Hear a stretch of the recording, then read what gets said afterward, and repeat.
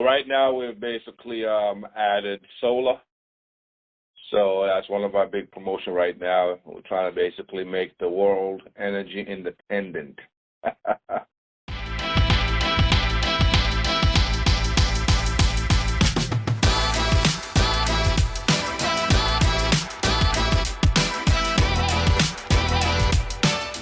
What's going on, everyone? Justin Ledford here. I'm the host of Real Construction Owners Podcast, where we interview real owners of multi-million-dollar construction companies. So you can learn and go from being a stressed out operator to becoming a real owner who achieves healthy profit and a thriving business without having to figure it all out on your own. Today we have a very special guest and a friend of mine, Omar Alghali, the owner of O&M Construction Services out of Houston, Texas. He has a very successful insurance restoration business and just recently got into federal construction contracts as well. If you listen all the way to the end, you'll be able to benefit from the mistakes and the lessons that he learned while completing a $200,000 flood claim. Let's go. Welcome to the Real Construction Owners Podcast with our special guest, Omar with O&M Construction out of Houston, Texas. How you doing, Omar? Life is great. I'm here just, trying to help my good friend of mine get along and get more of us out into the public eye. Amen, brother. Amen. One of the things I like about you is you're always got a smile on your face and you're always willing to help those in need. And of course, your faith-filled family man, just like myself. But let's go back a little bit.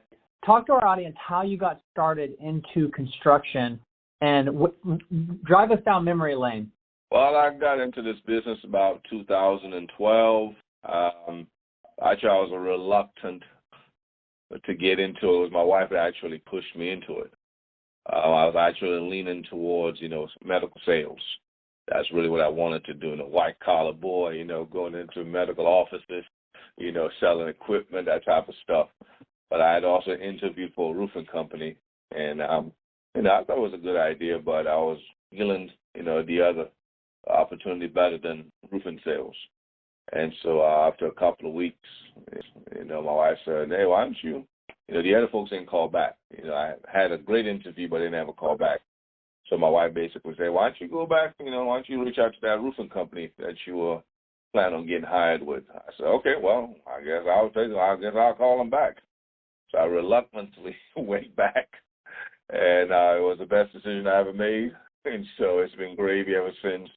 So after being with them for about a year, great owner, eventually I left, started my own company in 2013, September 2013. So O&M Construction Services has been in business for about 9 years and a couple of months or so.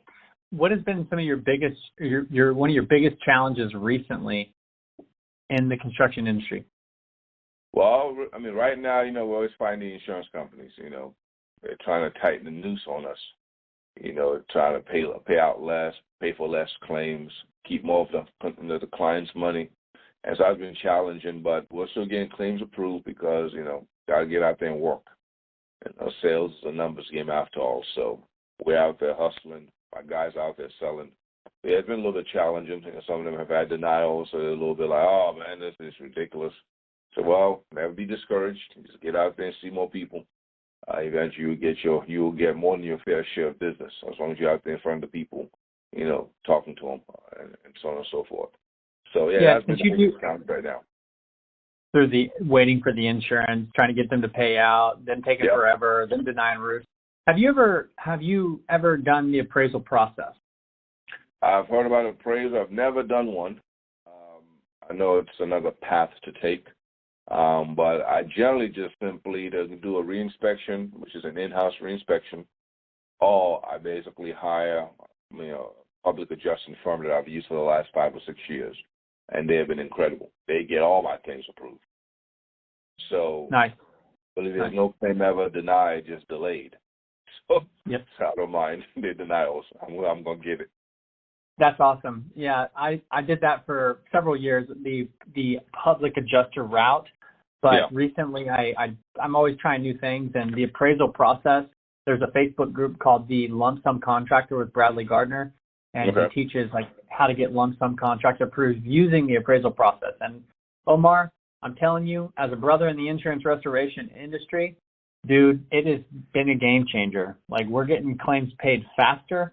We're getting higher dollar per square than we've ever got before. Okay. And a lot of times the insurance company doesn't even want to go. They're like, no, can we just settle at $35,000 and not have to go the appraisal route? That happens 20% of the time when our homeowner sends in the paperwork. Okay. So There's definitely something to consider then. Yeah, I now take almost all my files to appraisal unless my appraiser says, no, it's not worth it, because he has a good reputation in the industry. And if he says it's not worth it, then I just supplement it.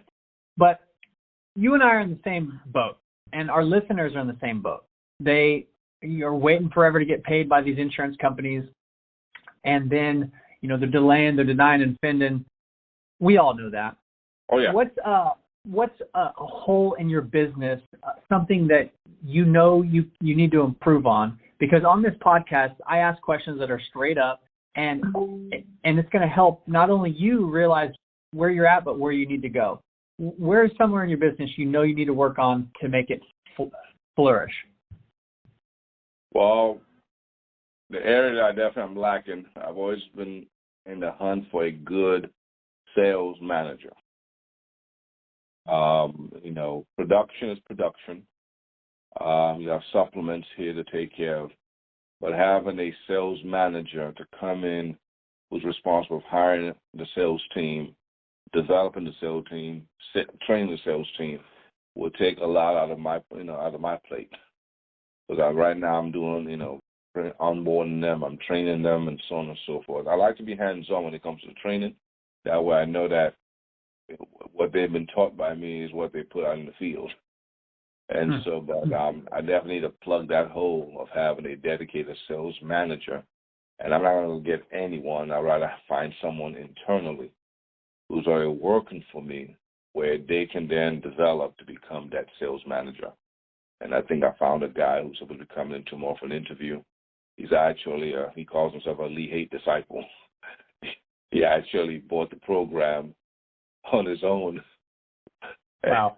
He actually bought Sky Diamond Elite on his own just because he wanted to learn. So he's already come ready-made and already knows the processes. He's already been through every module in Sky Diamond University. That's incredible, man. You are truly blessed, Omar. Yeah, I'm looking forward to having him come in tomorrow because I told him, hey, my wife is the one who hires, who gives the final yeses. So if you want that sales managerial job, you come in and prove yourself as a sales rep first. And then when she sees what you're doing, she's more apt to give you that salary position. Love it. That's what happened with us. Omar, perhaps I can shine some light to you what we did, and maybe it'll help you and it'll also help our listeners. Is that okay? Yeah, go ahead, definitely. So I did the same thing. I searched and searched, but I had to find somebody within. It was a salesperson that kept showing up, doing good things. And then we offered to pay him. I said, hey, what do you want? Like, if you were to be my sales manager, what do you want? Instead of trying to say, I'm going to give you this, I'm going to give you that, I said, what do you want? He said, well, I'd like $400 a week, and I'd like 1% off of all on my team sales. And I said, okay, let me talk to my partner, my wife. She's also my business partner. And then we listed out a bunch of KPIs, or key performance indicators. Okay, we'll give you that, but you got to, run a Tuesday meeting. You got to run a Saturday meeting. You got to be out in the field 3 days a week minimum. You have to bring in three contracts a week, and a bunch of other KPIs. And he said, that's awesome. And we used the Lee Haight model that you and I are both a part of, which is phenomenal. Yep. And he's on the phone right now, putting people through to my Thursday call, the thing that Lee Haight teaches. Nice. And since then we've opened up 2 new markets about an hour away from where we live because of what we're talking about right here, right now. Nice. Yeah. Sweet. So that's what I'm looking to do with this guy. And perhaps you might share with me some of your KPIs as well. I know Lee's got them in the system, but maybe just send me an email. When I sit down with him, like I said, he's coming as a sales rep. So I'm probably going to give him a good, 3 or 6. He's already been selling too, by the way. He's already a salesman. So I think by him coming in, I'll probably give him a 3 to 6 month window to prove himself. But you can definitely show me your KPIs so I can know when I sit down with them, I kind of give them a roadmap and then, see what happens then. But it looks like it's going to be a keeper, man. And if I can get this guy to come in, we'll be all right. Amen. That's the thing. We as business owners, we sometimes have to wear a bunch of different hats. And our goal is to be an owner, not an operator. Our goal is to go from stressed out, doing a bunch of things, to being able to be at the top, sharing our vision and empowering people. And we all started a different journey. And how I met you is you sold, 400 roofs in 1 year? You were like one of the best salesmen I ever heard of. Can you talk to us about that story? Well, I mean, the three, it's below 400, but it's just I personally touched them. And so whether they were mine personally, but this was a majority of them were mine. So, some were touched by other salespeople, but I mean, this is what I did. And it's all about work ethic. That's really what it boils down to. Yeah, you may have talent, the ability to speak to the client, overcome objections, but I'm the type of guy that you have to put in the work because the numbers don't lie. So at the end of the day, I just went out there and worked hard, and I got in front of the people face to face. I had personal contact, and eventually that basically yields fruit. So yes, I can do 300-400 a year, but still, you have to get out there and meet the people. Because at the end of the day, it's the people that make our business work. It's not us individually. So we need our clients to run our businesses. Without the clients, we can't have a business. Now, somebody just getting started off, what are some of the mistakes new owners do that maybe you've done, maybe I've done, that you could say to help them avoid those, to become an owner, not necessarily an operator? Well, sometimes I'm hearing stories about some of my guys in this market struggling. And talking to one of the subs, you probably know, Victor Padron. But I think that their struggles that they're having right now is as owners, they're not going out there and working. Now, it's good to be an owner, to oversee everything, share your vision with the team, but you have to set the example of work. If you're sitting behind the computer desk, armchair quarterback, and you're not getting out there in the field and showing your guys and leading them and say, this is how it's done, then you may struggle when you lose a key superstar. The number one sales guy decides, I'm going to start my own business. Well, you've been sitting behind the desk all day long. All of a sudden, I just lost 10, 15 deals a month. And so that's one of the mistakes our owners make, is that they're not leading by example of work ethic in the field, where they're showing their guys, hey, this is how it's done. I may be the owner, but I'm gonna outwork you. I'm gonna set the example. I'm gonna basically take the baton. I'm gonna show you how this is done. It's called activity in the field. Activity in the field. You can learn everything else. I mean, we have Skydiving University has all the modules, the tools. You can learn all the theory. All you want. You better get out there and work in the field to put the theory to work. So that's one of the mistakes that most owners make in this business, is that, we want to build a team, and when the team gets bigger, we have a tendency to then sit on our laurels and say we've arrived, and we're going to just collect the check. But you wait until you lose a couple of superstars, you're going to be hurting. So that's really good advice. I'm going to unpack that a little bit. So many people, once they get a few people under them, they stop putting in the work, is what you're saying, and then they wonder why their business starts to decline. Yeah. Now, moving forward, what would you say is one of the most challenging jobs or the riskiest jobs you've ever taken on, and what was it that you learned from that job? Well, I know we had a remodel job, which was over $200,000 job, and my wife, due to the client's attitude, said, don't take this job. I said, well, they've already signed the contract. I've already helped them through the insurance process. The check's already coming in. I know she's going to be a headache because she's meticulous. She wants everything done a certain way. I said, but at the end of the day, we have to follow through what we promised to do. Long story short, yes, it was challenging. We had to redo the whole interior of the house after the flood. And I had other flood clients as well, but this one was more special because she pretty much went in and just upgraded the whole house. I mean, she even spent money out of her own pocket to get the house the way she wanted it. So we had some challenges there, material, countertops that she didn't like. She wanted to get new ones, and it was a bit of a headache. But my wife and her are pretty good friends now. Because I pretty much told my wife, since you're so good at customer service, you handle her. We'll deal with the construction, but you deal with the tender loving. And then, but yeah, it was challenging, but it was fun in the end. It paid its dividends. What would you say you learned from that? Well, at the end of the day, you learn the fact that, you treat every customer the way you want to be treated, but also, heck, life is supposed to be challenging. You can't run away from challenges just because someone is difficult. Yeah, sometimes we always want to walk with someone, this is not even worth it. But at the end of the day, you've made a commitment to assist and to help. And at the end of the day, we'll also get paid big checks for to fix big problems. So, I'm the type of person, my attitude is such that I've never seen life as a challenge or any circumstance because my personality is like, hey, it can be done. Let's get it done. So I've never really focused so much on challenges. Life happens, man. I love it. Come what may, and love it. I love it. With you out in Houston, it's a tough market, but I know it can be done because for my first 7 years, we did a ton of business out in Houston. And then obviously I moved to Central Texas. Yeah. And I met some of your team. You've got some real sharp guys, and it seems like you're doing something special over there. You're doing solar, you're doing roofing, you got remodeling. If somebody wanted to reach out to you and, have a conversation about, seeing what you offer, how could they reach out to you? Well, got a social media presence. So they can definitely reach O&M Construction Services on our Facebook, Google, and I have a 4.8 rating in Google.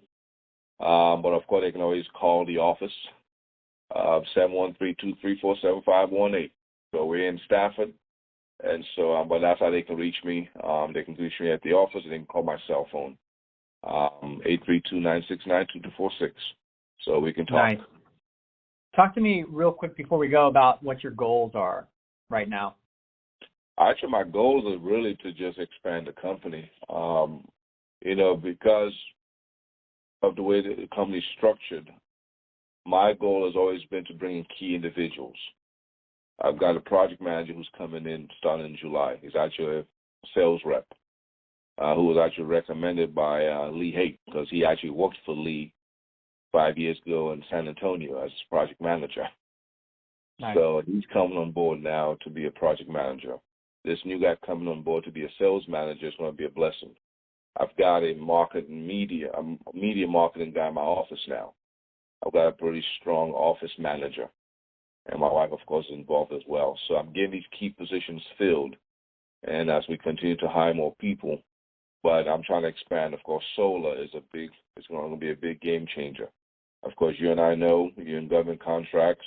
I've just hired a government contract guy who basically has experience in government contracts and did it. And come up with Janet Berry. I told you about Janet. Janet's mentoring him right now. He's got about $20 million that he's working on right now, bro. That he's trying to, we got a few projects that we're now starting to bid on. And I told him it's a numbers game in government contracts. It's a numbers game. You just throw in the bids, send them out. Yep. We're going to get ours. So eventually, 10 million, 20 million in gross revenue. I see that happening 30, 40. Once we enter the government contract business, it's over. Once solar starts going off, it's ridiculous. So I see some tremendous growth and expansion pretty quickly within a year or two when we marry everything together and everything starts rolling and gelling. Yeah, so. I love it. I believe because, your ability to, if you do good on this earth, all we are is farmers. A farmer, all they do is they plant their seeds, they tend to their crop, and then the good Lord produces the yield. And that's what we are. We're farmers of people. We We bring them the opportunity. We cultivate them. We help them. And the good Lord, what does he do? He blesses us with opportunity. That's right. I know you're going to do your 20 million because you're doing the government contracts. You're already crushing into roofing, and solar is the new gold rush. You and I are both on that. Yep.